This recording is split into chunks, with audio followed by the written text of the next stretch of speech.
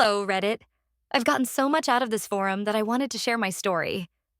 Maybe it can help someone who's going through something similar to feel a bit of hope for the future. Here's the situation.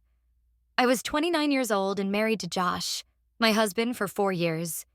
He used to mean everything to me. We laughed together, had fun, and were like best friends. Then everything changed. He slowly but surely withdrew, and I noticed how we drifted further apart.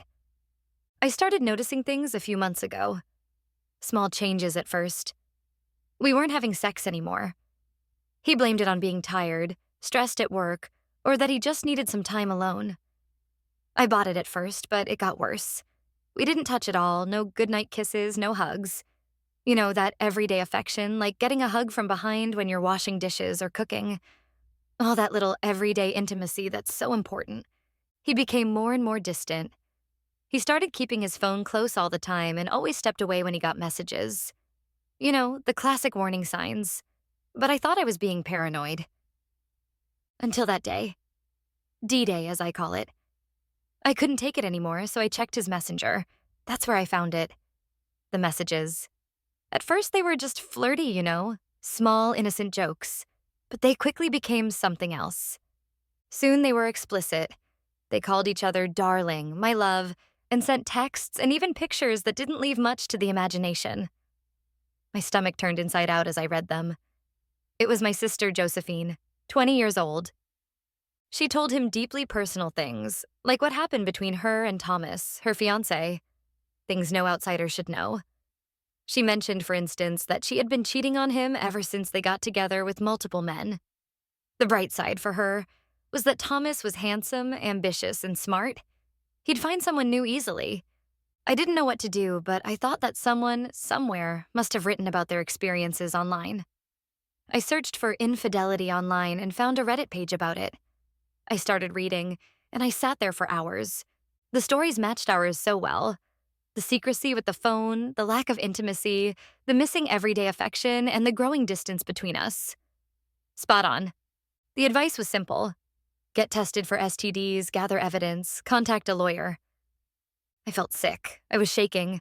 But one thing was clear. I needed to know more. And guess if it was hard to stay quiet and pretend nothing was wrong.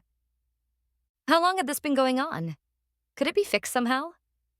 So I started following them, checking times, and noticing small details. Josephine has always been a party girl. She drinks too much, sleeps around, and doesn't care about consequences. She's engaged to Thomas, who seems like a genuinely nice guy. He has no idea what she's up to. I thought about Thomas, the poor guy. I wanted nothing more than to tell him. But the risk was he'd go crazy, kick Josephine out, and the circus would start before I was prepared. The first thing I did was see a doctor and get tested for STDs. Then came the part that would occupy me for the next 2 weeks. I gathered evidence. I saved screenshots of their messages. I wrote down every little thing I noticed, all so I could confront them. But it felt like time was running out. I was so afraid no one would believe me if I only came with accusations. Then I contacted a lawyer. She seemed skilled enough. She listened to my story and said that divorces don't take that long if you don't have kids and don't share a lot of assets. This was true for us. We only had a house and some savings. Splitting that would be easy. I handed everything over to her. She didn't think it would need to be used, but as she said, better to have it and not need it than the other way around. In the middle of all this, I felt ashamed too. How embarrassing is it not only to be cheated on, but with your own little sister, that my own husband no longer found me attractive? I always thought I looked pretty good, but now I started doubting everything. Did I really look okay? Or was it maybe my personality that was the problem? But I didn't get a chance to reveal what I knew, because 2 weeks later, both of them came home to me. They looked serious, almost nervous. I thought they were finally going to confess everything. And they did, but not how I expected. Josephine is pregnant. My husband and my sister are going to have a child together. At first, I just sat there with my mouth open. I didn't know what to say. They came and confessed everything. All the gathering of evidence was for nothing. At first, I was upset about that. Then I realized that now I could actually say what I thought about their affair. So I got ready to start yelling. I even reached for a flower vase nearby. Then I remembered what they just said. Pregnant? I took the flower vase and threw it at Josh, but he managed to duck, unfortunately. What the hell? You went behind my back with that slut? Do you know how many guys she's had on the side while she's been with Thomas? He looked taken aback by my outburst. He'd never heard me talk like that. I'm very conservative in my language. I don't swear, I don't use words like that at all, not even in bed. The fact that I used them now proved how incredibly angry I was. Why? I wanted to know. He said they started talking at a family gathering and then it took off from there. I'd read their conversations multiple times, and it matched. At least the truth as of now. When was the first time you slept together? I want a date. He said he didn't remember the date. Then he tried to dodge the question, and she looked extremely uncomfortable. I yelled at both of them and called them every name in the book and told them they owed me the truth. Josh looked really tormented, as if he was silently begging me not to force him to say it. In the end, it came out that it was when Josh and I were sleeping over at Josephine and Thomas's place after a party. I was in the house when it happened. By now, I was furious. I don't remember everything I said or screamed. It's all blurry. I know I left the house. But I was so upset that I didn't get further than the garage. When I tried to open the door, I was so full of adrenaline that I had trouble getting the key in the lock. Josh came out after me and tried to calm me down. It didn't go well. I got even more upset and went back inside the house. I saw my sister sitting there, waiting. Josh came in afterward. When I saw him coming back in, I went into the bathroom and slammed the door shut behind me. I collapsed on the floor and cried. I don't know how long, maybe 6, 7 hours. I fell asleep from exhaustion. When I woke up, I opened the door. It was completely silent in the house, dark outside the windows. When I came into the living room, they were both still there. We need to talk to you. There's something you need to know. When I didn't say anything, I guess he took it as a go-ahead. You know Josephine is pregnant, but she's young and has her whole life ahead of her, so I'd like you and me to raise the child together. I summed it up for them roughly as follows. So you cheat on me with the family slut, knock her up, and now you think I should take over raising the kid? She can't take care of it. She's too young and wants to discover the world and life before settling down with kids, he replied. I told him she was just using him and now trying to get rid of the baby because she screwed up. She doesn't want responsibility. She wants to sleep around and party. I said I wasn't going to raise a child that wasn't mine. That's your problem. I have no plans to stay in this joke of a marriage. I was furious and threw my sister out. She wanted to stay, but I screamed that I'd call the police if she didn't leave. So she left reluctantly. The conversation with Josh took time. We talked all night. I was so numb I didn't cry anymore.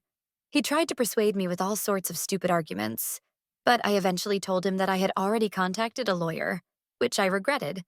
I hadn't planned on revealing that yet. He was upset and said that you just don't get divorced since marriage is forever. I told him how absurd it was to say something like that.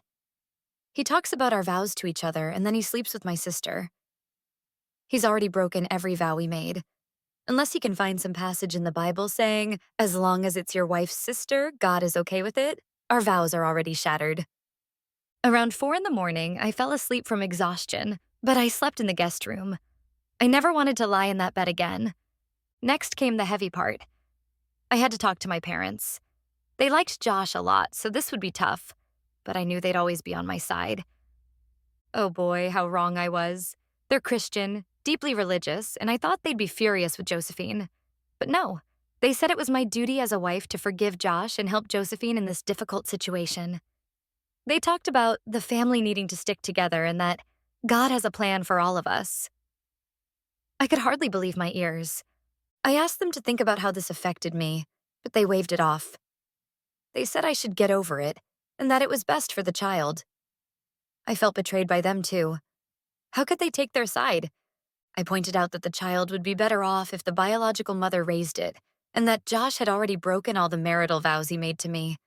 There's no marriage left to save. They wouldn't budge. They talked about the sanctity of marriage and that when you marry, it's for life. Especially my mother was rigid on that point. My father didn't say much. It was mostly her talking. It was strange because my father is usually a straightforward person. Maybe he partially agreed with me. My mother wouldn't give in. She pushed me, and in the end, she went so far as to say that if I didn't step up now, she'd write me out of her will and disown me. She was really angry. Then my father had had enough and said he would never disown me. That's when it escalated into a full-blown screaming match. We screamed at each other, and finally, I turned and left. My mom tried to call me afterward. After a few hours to calm down, she started bombarding me with texts and calls. I didn't answer. I had nothing to say to her. Things got worse a few days ago. I came home from work, tired and frustrated. When I opened the door, Josh, Josephine, and my parents were sitting in the living room. It was like an intervention, but not for someone else's problem. Mine. They said I wasn't being cooperative and that I should think about what's best for everyone. They started pressuring me to give them an answer. They wanted me to agree to their plan and raise the child. I tried to stay calm, but I couldn't. Finally, I changed the subject by asking a question. I asked if Thomas knew what the two of them had been doing. It went silent. I asked my parents if they would pressure him as hard as they pressured me. They didn't answer.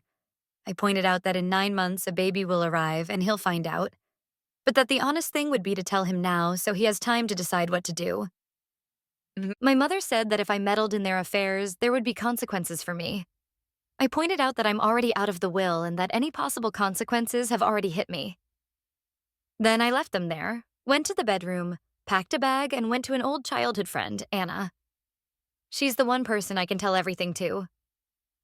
So I did. She was horrified for my sake, but she agreed that the marriage is a joke and can't possibly be repaired. She said I could stay with her until I found something new. That's the first thing I'll do tomorrow. Go out and look for an apartment. But I had to do something about Thomas. He deserved to know the truth. I knew it would crush him, but he had a right to know what Josephine had done. I sent him a message asking him to meet me at a cafe.